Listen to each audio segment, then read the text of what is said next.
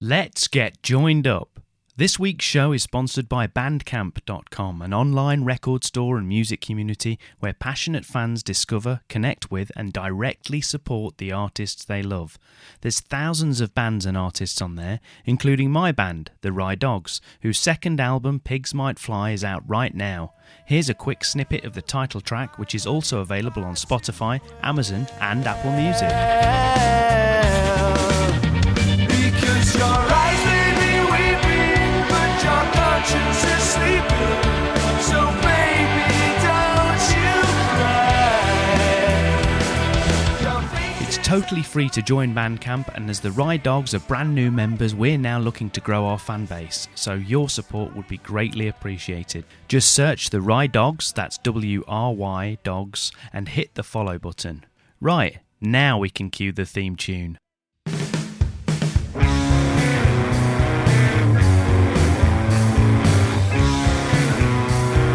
Joined up writing. Hello and welcome to the Joined Up Writing podcast, where a little procrastination can go a long way. I'm Wayne Kelly and it's episode 183 with Margot Douaihy, author of brilliant new hard-boiled nun-noir debut, Scorched Grace. We had such a great chat about everything from Margot's writing career, her approach to creativity, and why she wanted to create such an original character in Sister Holiday. Before we get to the interview, a very quick catch-up from me. I'm feeling really positive and motivated at the minute, thanks in large part to the help and support I've been getting from my mentor, Lauren North. Lauren and I have been working on my submissions package for my book, Safe Hands, and I'm so pleased with the new opening of the book. Most of the changes have been structural, but Lauren has also helped me with the nitty-gritty character stuff as well. I think over the numerous other edits I might have stripped out a little too much backstory until really there wasn't enough for a reader to kind of latch onto and make them care about my main characters. With the new draft, I think we've really addressed that, and now I need to just carry on that same fresh look throughout the whole manuscript. That's going to mean rereading the book yet again and making sure it hangs together as well as it possibly can. I want readers to feel a real connection and a sense of jeopardy with my protagonists, whilst kind of still making sure that all the deeper themes and the subplots, they're all properly developed. And Lauren and I are trying to do all of that in a relatively short space of time so that I can be ready if and when I hopefully start getting more full manuscript requests. Now, I wouldn't usually allow myself to be this positive, but you can blame Lauren for that as well, as she's helping me maintain momentum and self-belief, all while she continues to keep her own plate spinning with her own career, with the recent release of her L.C. North book, The Ugly Truth, and a new Lauren North novel, His Word Against Mine, which is coming next month. So in addition to all the safe hand stuff, I was privileged to deliver a talk to a lovely local writing group recently. The Lutterworth Writers were the audience for my introduction talk for big screen writing, which is a bunch of techniques I've developed to help novelists and short story writers kind of bring a cinematic screenwriting approach to their books and short stories. I've run the full-day workshop for several groups in the past, but this was just an overview and a chance to talk about stuff like choosing the right POV for your story and what we really mean when we talk about show, don't tell. It was just brilliant to talk to such a passionate group of writers and see them get fired up to try some of the ideas out that we'd kind of covered. And if you're interested to find out more about big screen writing, then you can find more info on the workshops page of my website, which is waynekellywrites.com. I'm always happy to come and talk to writing groups as well, so feel free to get in touch if you want to find out more about that. And you can do that by emailing wayne@waynekellywrites.com or dropping me a line on the FB page. Also, don't forget to join the email mailing list at joinedupwriting.co.uk. It's totally free, and you get a couple of downloadable goodies when you sign up, and you'll be the first to find out about upcoming shows, events, workshops, and anything else that's going on, really. Equally, I'd love to hear what you're up to, so feel free to drop me a line about your writing projects or ask any questions you might have. Anyway, let's get to today's chat with Margot Douaihy. So, Margot lives and works in Northampton, Massachusetts. She earned a BA in writing from the University of Pittsburgh writing program, an MA in creative and life writing from Goldsmiths University of London, and a PhD in creative writing from Lancaster University. She's the author of many poetry projects, including the true crime poetry book Bandit, Queen, the Runaway story of Belle, Starr, and now she's kicking off a brand new crime series with her excellent debut novel Scorched Grace, which is out on April the 6th in the UK. So enjoy the chat, and I'll pop back at the end to wrap things up. Joined up writing. So thanks for joining me on Joined Up. Really appreciate it, Margot. How's things going? Why don't you tell us sort of how you are and where you're speaking from? Absolutely. Well, thank you so much, Wayne, and everyone who's listening. I value podcasts so much as both a reader and a writer and educator. So it's a great ecosystem. So thanks for this opportunity. And it's a busy time for me. I've had 4 events of a 16-event book tour for Scorched Grace. And I am speaking with you from the 28th floor of a hotel in New York City and have an event here tonight at the Canali Jackson Seaport. It's an electrifying time. It's a busy time. You know, I've spent more than a decade as primarily a poet and a researcher, scholar, who's always a mystery fan. But this is a whole new world for me. So it's very exciting, a little overwhelming at times, but completely let's say the Technicolor experience of a dream come true. Oh, so yeah, that's fantastic. An exciting time. Yeah, it's fantastic. Well, you kind of mentioned there your crime fiction debut, Scorched Grace. So why don't you start off just by telling us a little bit about that? Absolutely. So Scorched Grace is out now in the US with Gillian Flynn Books. It was hand-selected by Gillian, the author of Gone Girl and Sharp Objects, and just a global phenomenon, a great, extraordinary storyteller in so many ways. And she turned her attention to the world of publishing to discover new authors that she wanted to have on an imprint. You know, she certainly doesn't need to do anything like that. This is just part of the passionate connection as to the world of books and stories and female-led stories.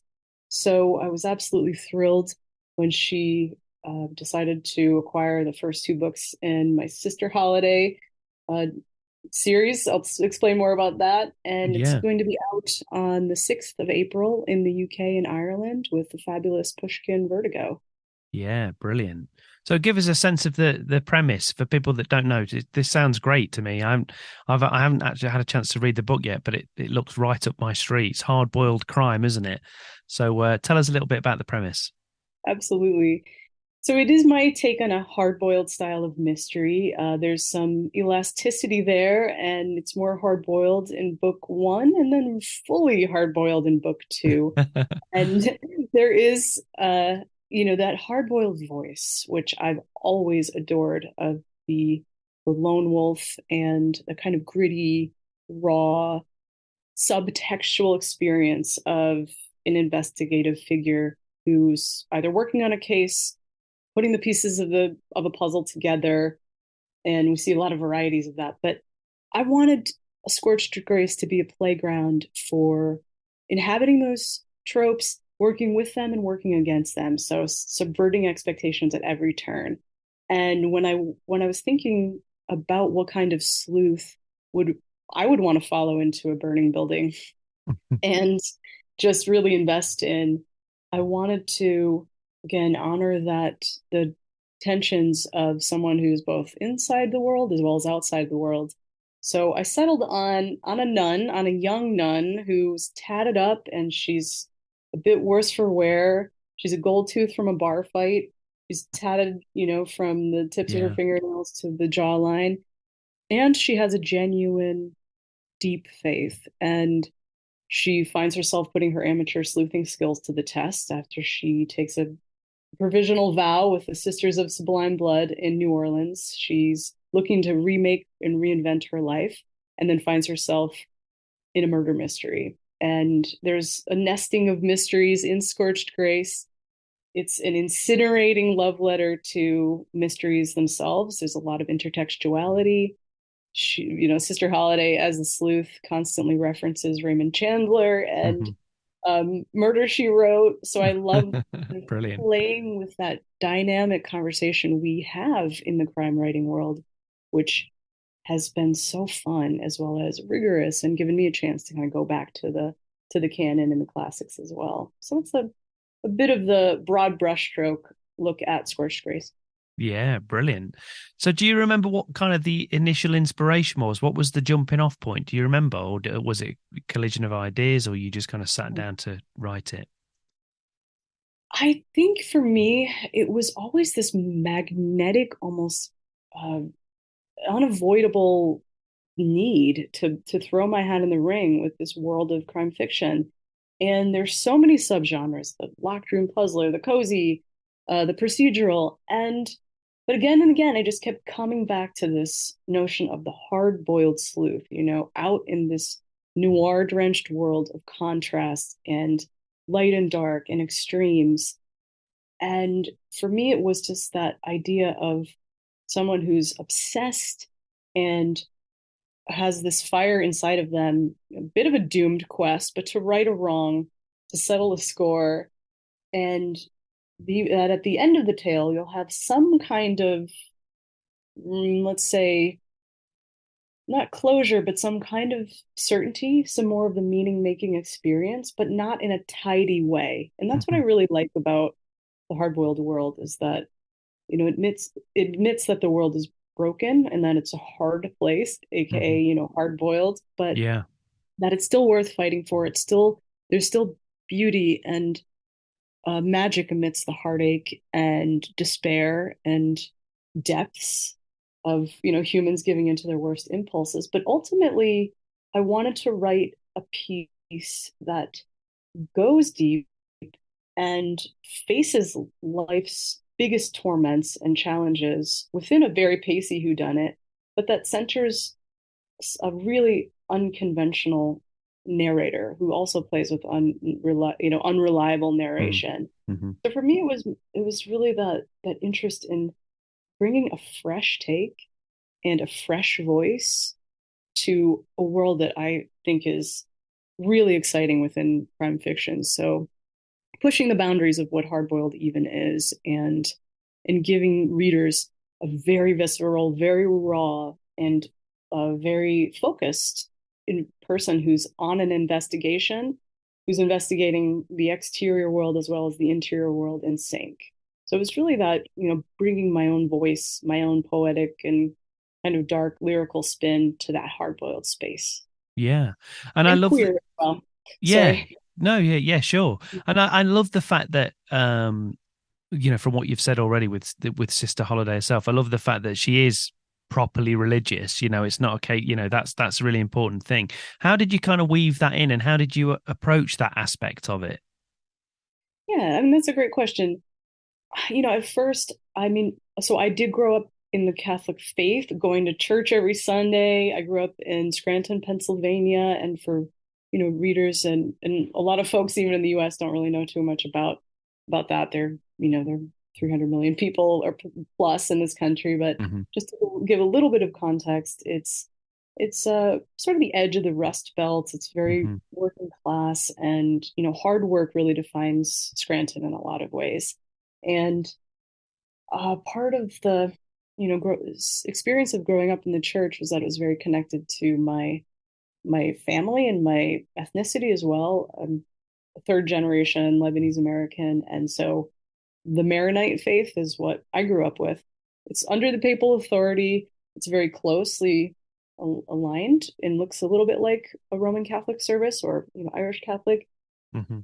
but it brings in Arabic and Aramaic and some other cool and beautiful aspects of the Middle East as well. But for me, I didn't feel the call myself. My family is quite religious, and my uncle is a deacon, and so I looked around me constantly and watching people find great comfort and a lot of anchoring in faith and experiences and expressions of worship. And I admired that. I didn't feel it personally. Then, of course, growing up and realizing that I was a queer woman, I was closeted for a number of years, and so I did leave that space in a conscious, kind of mindful way, but didn't want to burn it down to the ground, even though Yeah, yeah. it's quite difficult for, yes, a lot of, folks at the margins and vulnerable communities. So I wanted to write a, a series. This is a first in a trilogy where you have this unapologetically gay, um, very feisty, very, she owns herself and her dichotomies in a very nuanced and idiosyncratic way. But I wanted her faith to be genuine, to be Hmm. absolutely real, not some kind of masquerade like you would see in the beloved film Sister Act, which I love. Yeah, And there's a lot of like, yeah, yeah. Sister Mary Clarence and Well, it's uh, the same in a lot, and I mean, yeah, that's a great example because obviously it's the most kind of obvious one with nuns and things. But I think it's safe to say that a lot of genre fiction or genre TV or whatever, whenever there's some kind of clergy person involved or a nun or whatever, they do they often do play really hard and fast with the religion side of things. So it oh, sounds interesting that totally. you've actually, you've made that, you want it to be actually quite, take the religion side of it and the faith side of it really serious, because that, I should imagine, that did that put some limitations on you when you were writing? Were there certain times when you were writing it where you sort of had to think sort of around things or think of different things of way and doing things? Absolutely, yeah. I had to thread the needle at every single stitch. That's a Every Yeah, it's a stitch great way of is looking at it. Yeah. threading a needle because, I'm not a person who really thinks in binary ways. Hmm. And so I was constantly trying to dissolve and collapse the binary wherever I could so that certain things aren't good or bad. It's not on or off. So Hmm. yes, you have this young queer woman. Well, she's 33 years old. As just as a little sidebar, when I was in Catholic school, all of the nun teachers that I had were almost like in their 80s. And I Hmm. always would see that, kind of growing up. So I wanted to, again, to play with that aspect as well by making her younger, but younger in her order of sisters by 40 years. But I did have to really think carefully within the context of both scene and a propulsive mystery, which I'm very passionate about. I want to deliver a page turner for readers Hmm. where Yeah. the moments are slowed down or lingering, or where you have to scrutinize or scan less, but nonetheless, propulsion and pace are really crucial for this book. So all of that, those questions of transgression and transgressive interiority, and you have a Sister Holidays was in a Riot Girl post-punk band in Brooklyn, and she plays music and teaches music at the school that is Hmm. associated with her parish. So every turn I was trying to think through the Sister Holiday lens, how does she balance her queerness with the fact that, the Pope still, has comes out and say Yeah. it's homosexuality is still a Yeah. sin. Yeah. How does she do that? How would she think about it? And with enough, let's say, context to be credible and Hmm. believable, but not to slow down the reader. I never want to decelerate in order to create that credulity, but it has to be believable enough so that you still follow her, you invest in her, you get pissed off at her when she does something um, that you disagree with, and she is an unlikable character in some ways, Hmm. and unknown to herself. So she's a bit of a hot mess. But yeah, it was a constant calibration. Yeah, it sounds great. So let's take a step back a little bit then. So why don't you start by just telling us sort of how you came to writing in the first place? What are some Sure. of your earliest writing memories? Was it something you did as a child? Yeah, I started writing poetry at age 12, and I think it was just a way of slowing down and staying with a thought, giving it almost a three-dimensional intellectual spaciousness in my heart and my mind. Loved poetry. I still love it. It's my first love. And I came to reading longer form works a little bit later, but I just was just really captivated by that world of poetry where you can have, the words that we use every single day that can be quite transactional and Mm. quotidian, but arranged in a way that transcend or linger in your mind forever or insinuate themselves in your mind. So Hmm. it's just sort of bewitched with poetry. Wrote it, and I still do. I just wrote a new Yeah. poem the other day. But that was my first entry into creative writing. And then while I was writing, I was always reading a lot of mysteries. I started reading the Nancy Drew and Encyclopedia Brown mysteries for young adults and kids. Kind of tore through them. I loved that experience of engagement. I found that Hmm. very, very satisfying, and also kind of matching wits with the detective figure to see if you could solve Yeah. that riddle as well. So yeah, and then I merged my loves of poetry and mysteries with this particular text. But from just to go back a bit, between the poetry and the novel, I just realized I was starting writing longer poems, like Yeah. prose poems then became page long, and then 3 pages, and then more dialogue. So just out of that experience of trying to create and craft these poetic moments that you can linger in, but then they became more dialogue driven, character driven. And so they just out of that, naturally I moved into the world Before you of knew it, novel. you were in Yeah. prose. You'd turned, Yeah. yeah, yeah. You'd betrayed the poetic order, and you'd moved into prose. Well, interestingly, I thought that too, and then I did feel that I actually kept it almost secret, like in a weird way, because I didn't Yeah. want to be like delegitimized as either Oh, a poet or a your poet novelist. friends, yeah, all your poet friends were disgusted. They're kicking me out of the club and kicking me to the curb. But in fact, when I dug into it, I thought, wait a second, hang on. Like, actually, one of my favorite crime writers and poets is Edgar Allan Poe, Hmm. who Yeah, essentially popularized the Western, detective form with yeah, the Rue Morgue and the Purloined Letter and stuff. Some of those from the 1800s, and so I thought, wait. And then I realized Arthur Conan Doyle wrote poetry, Agatha Christie wrote poetry, and Borges wrote poetry.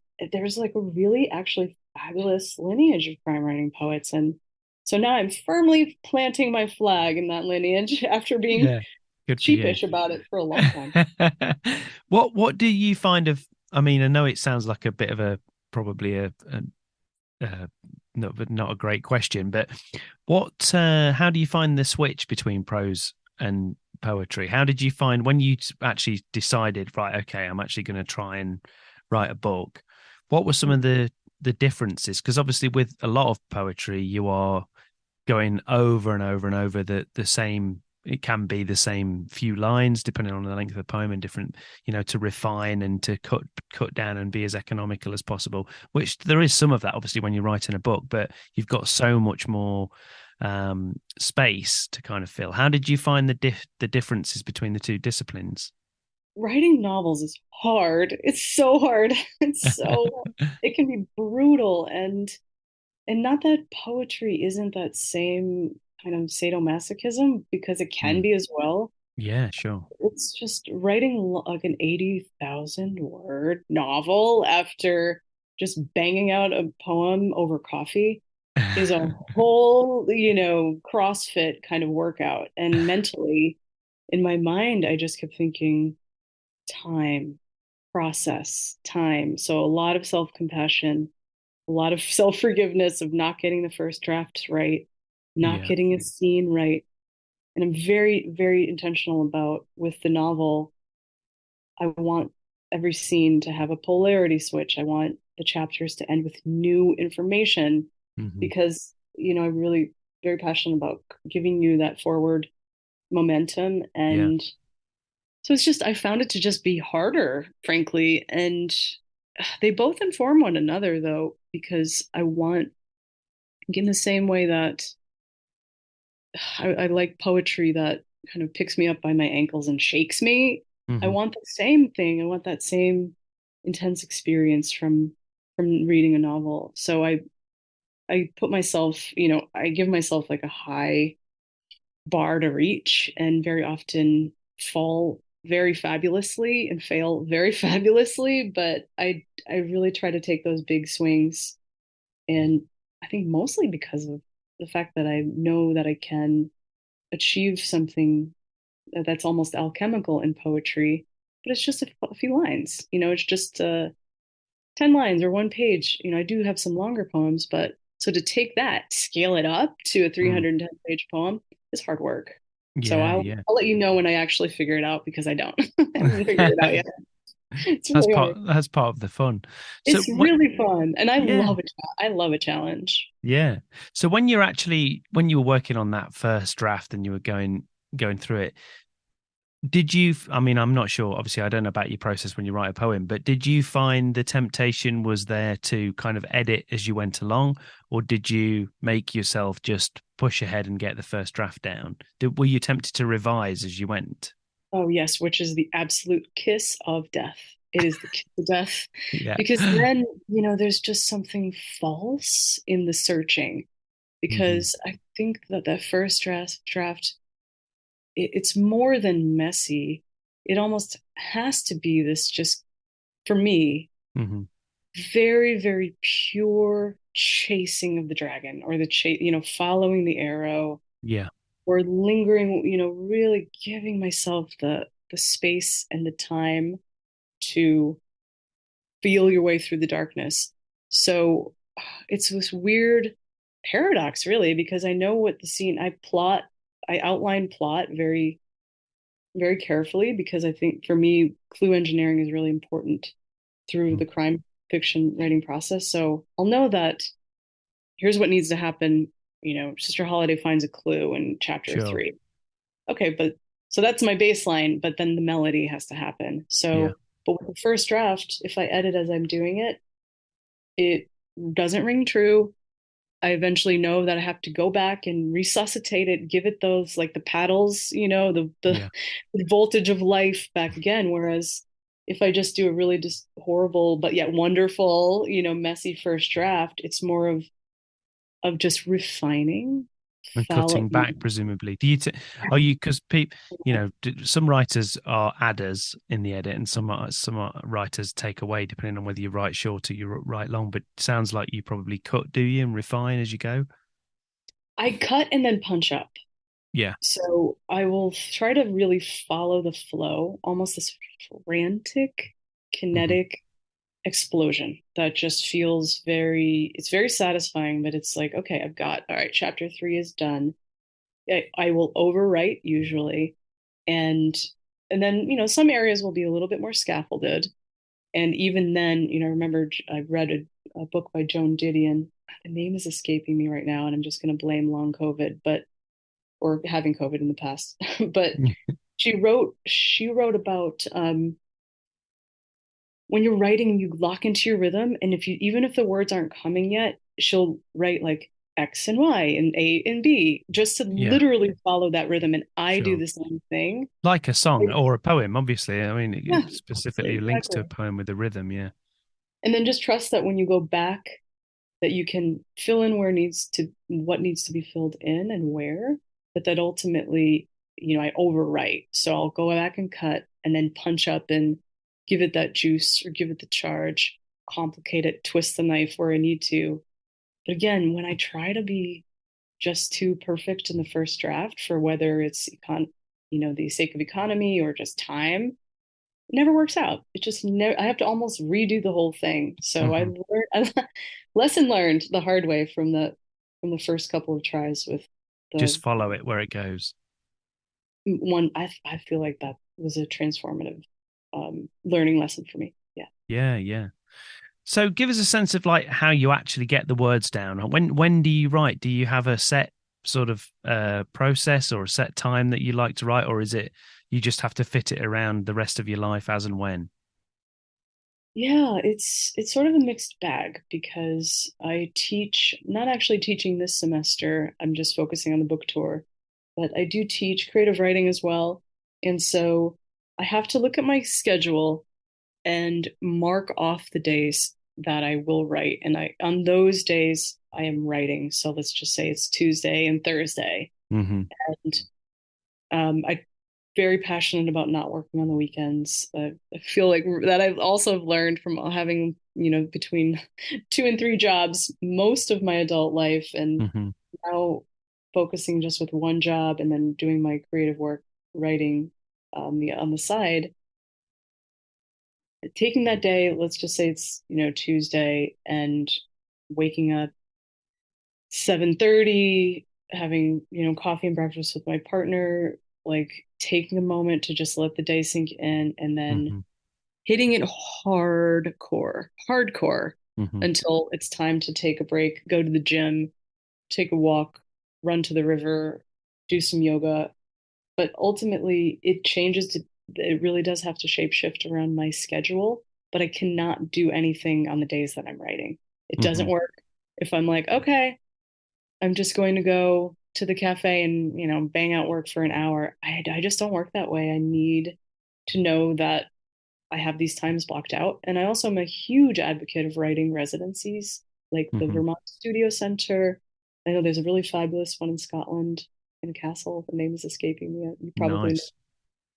know. The MacDowell Foundation, a couple of residencies Hmm. here. I've been to Monson Arts Residency in Maine and Norton Island, and you go pretty much exclusively to work on a project. And I find that those are very generative, and I usually will walk away with a full draft from Hmm. those kind of immersive, very dedicated spaces.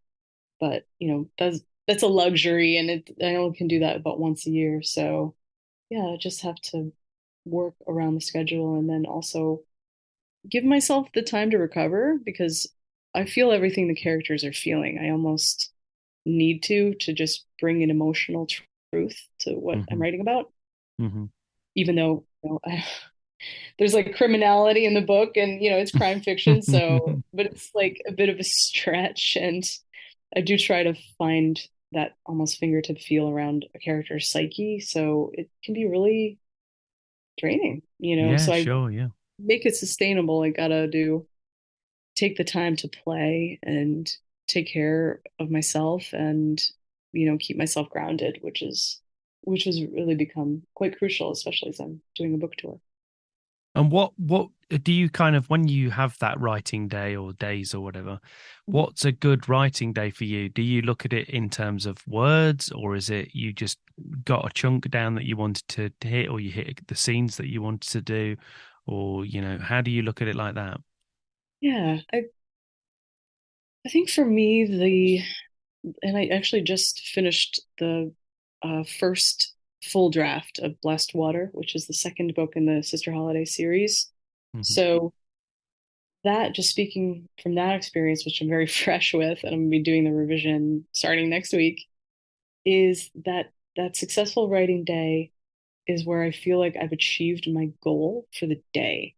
Uh-huh. And that is very flexible. So the let's just say it's a beautiful, glorious free day where I can just focus on my writing and moving my body and like nourishing myself and having family time.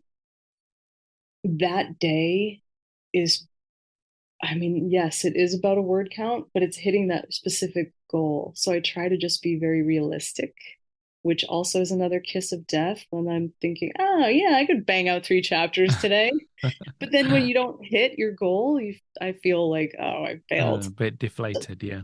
Yeah. So part of the self-love and self-care for the writer in me is just being more realistic with my goals and making them a little bit smaller so that I can really give it all of my heart and all of my attention in a way that is sustainable, but very electrified and on, because yeah, I just don't.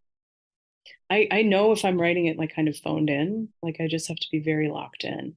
Yeah, So yeah. sometimes it's a word count, but mostly it's a particular scene, or I like to, this Blessed Water has short chapters. The longest chapter is about 3.5 pages. So Brilliant. yeah, I just want a book that you really fly through. The chapters are varied in Scorched Grace, but I think it's really useful to really set those goals that you can really hit. Yeah, to fly through. So in Yeah. terms of like your actual path to publication, you talked at the top of the show, you gave us a little bit of a potted version of it, but you talked about Gillian Flynn and it's obviously it's on her imprint and things. But was it a kind of smooth path to publication for you? Did you have to pitch the book? Did you have the book or version of the book written and you submitted it? How did that come about? Yes, well, actually, I have the extreme good fortune to have a literary agent who's based in London, and she's fantastic. Her name is Laura McDougall, and I actually entered. She's here in New York for this event. Actually, she's amazing, and some other editorial meetings. But we were laughing about it last night over dinner. I submitted um, the work to a contest that she was essentially managing. So if you won the contest, you would receive publication and literary representation with her agency. Yeah. And I didn't win the contest, and like I didn't hear anything about it, and I actually forgot about it. Yeah. But 3 months later, she was in touch with me, and she said, you didn't win, but I just can't stop thinking about your writing or your book. And I think she liked that kind of oddball approach that I'm taking in the both the lyricism within noir signatures and some of the big swings that I'm really passionate about. Hmm. So, even though I didn't win and it didn't work out in that regard, we still, forged this connection, and she signed me on as a client, and I worked with her for a while to really refine, shape the manuscript into essentially what it is, today with a couple of revisions. But she Hmm. then put a little bit later put it on submission after she was on maternity leave. But then she put it on submission and was getting a lot of interest in people, some big editors in New York saying, this is incredible. The writing is ferocious, and we're not sure we could sell it. It's just too weird. It's too queer, or it's Yeah. too religious, or we just Yeah. don't understand like it. We're not sure how to market it on our list. Mm. And then we did eventually get an offer. So then there was more interest was coming in, and then she, with one offer kind of on the table, then sent it to the publishing company that's very somewhat new. It's just 2 years old. It's called Zando, and it's founded by a woman named Molly Stern, who is a real titan of the industry. She was Michelle Obama's editor for Michelle Obama's first memoir. Wow. Yeah. She is, published Gillian Flynn's Gone Girl. She published in The Martian, Ready Player One. Hmm. Enormous, enormous books with Yeah. Yeah. tremendous cultural resonance. And Molly Stern founded an independent publishing company to basically to just explore a new path to publishing where she could discover new talent, and that was in collaboration with cultural figures like Gillian Flynn. So she founded the company. She brought Gillian on board to say, okay, you have your imprint now, Gillian Flynn Books, publish whatever you want Yeah. That's and great. you have your own mission. And so Sarah Jessica Parker, the, actress, has Yeah. a imprint with Zando, John Legend, Lena Waithe, That's a great and idea. really, yeah. So it leverages their communities, their attraction, their Yeah. taste, because they are, Yeah. taste makers, to bring unknowns like me into the mainstream and into the popular and trade fiction categories. Mm. So it's remarkable. So Laura, my agent, said, I submitted the novel to Zando, whose work, does the Gillian Flynn imprint brand new. Hmm. Gillian's read the book. She loves the book.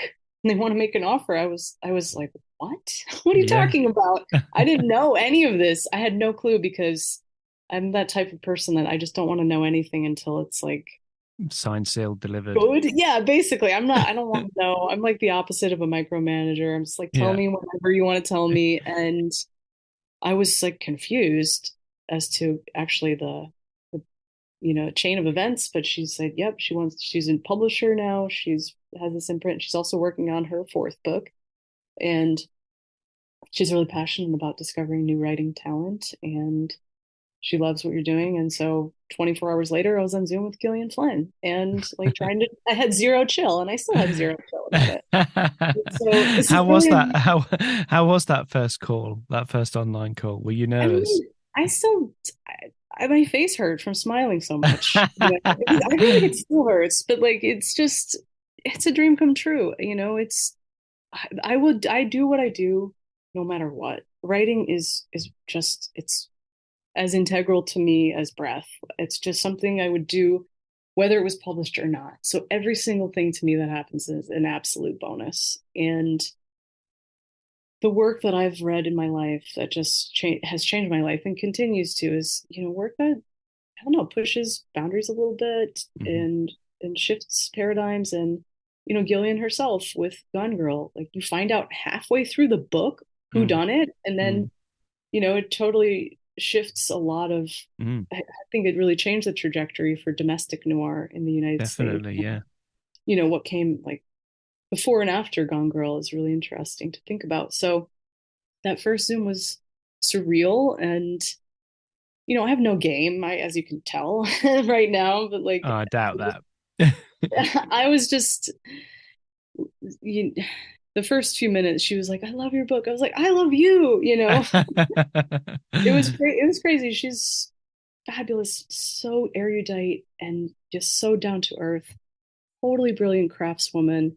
She understands how to make a page turner operate, that the Yeah, both yeah, the motor and the engine, as well as sure, those yeah. moments and details that create a transcendent narrative. And so I just thought, wow, this couldn't be better. It's the perfect publishing home for the Sister Holiday series. So yeah, It, I'm it's still kind of yeah, letting it settle in.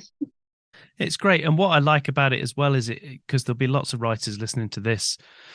Lots of us enter competitions and we never hear back, and we just think, okay, Oh, that's another one gone or whatever. But I think it's a great example of the fact that even though you didn't win the competition, or as far as you were concerned, you didn't get anywhere, but nowhere. somebody saw it, um, read it, and it stayed with them, and it came back round in the end. But the fact of the matter is, if you hadn't have submitted to that competition and at least Precisely. tried for it, Scorched Grace might still be sitting on your hard drive and not read by anybody. 100%. That is the absolute truth of it. And that in that meantime, continuing to read and think and just, I think the moment that I also said essentially, goodbye genre police and just let myself do what I wanted to do, it Mm. also just unlocked the, the fierceness that I love in, certain crime books Yeah, and yeah. action. And so if for other writers who might be listening, continue to submit and take care of yourself, and good writing will be seen. It might not work on the timeline that we want. It often doesn't unless Never you're part does. of, never, right? Unless you're part of some dynastic family or Yeah, whatever, exactly. Yeah. A mom or huge dad. celebrity. Yeah, Yeah, yeah, yeah, exactly. yeah, yeah. But like a complete unknown like me from Scranton, Pennsylvania, now having the ability to be part of a team with a woman who sold 24 million copies of book is just, it's an outstanding and beautiful tribute to just life's possibilities. And so Yeah. just a huge advocate of, you must stay with it and And keep create sending help, your things out. Yeah. and we must take care of each other. And part of that is being honest about the ups and downs of the journey and reaching out for help, creating writing groups. I'm a big fan of caring for one another through writing groups either on Zoom or best in person, where you can meet up at the pub or the cafe, Hmm. trade a chapter, and just because writing is such a journey. And so when you have these people along the way, it makes it just, more sustainable, more meaningful.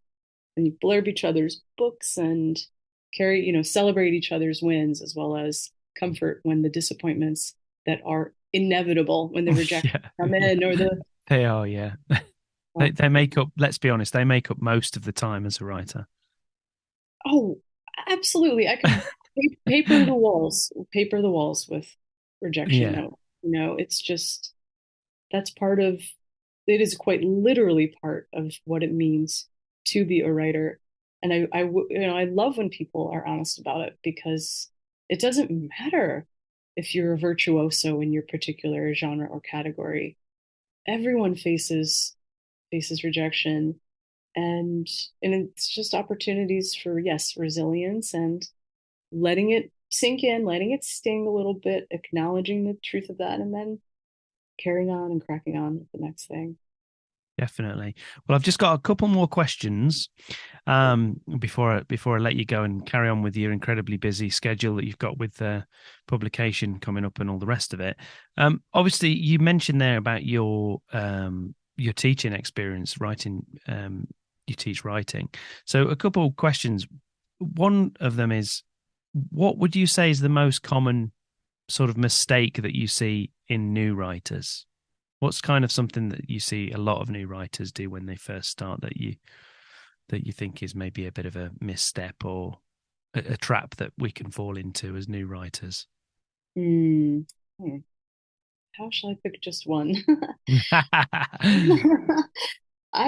Oh gosh, how do I phrase this? Trying too hard to be clever. Yeah.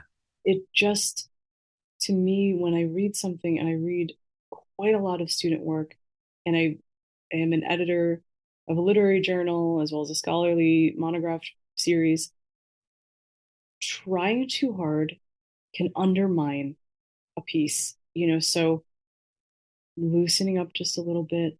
And I find that the more confident one is, the more that the writing reflects kind of a wholeness, Mm-hmm. even if it's an aesthetic of a cerebral experience.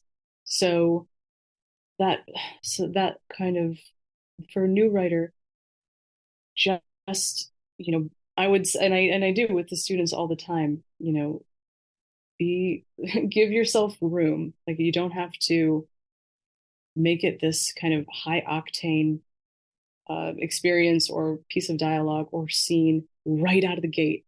Trust the process, trust that you're going to get there, stack up little confidences along the way, and continually ask yourself, what is it that you want readers to feel? Start Mm-hmm. with feeling. Don't lose the feeling. Keep mood, keep tone in mind, so that it's not just a kind of AI generator. Yeah. Anyone can go into ChatGPT and plug in, write a spy thriller, Sure. and it can churn it out. But, like, what's your take? Give Sure. it your, and feel free to fail, please, everyone.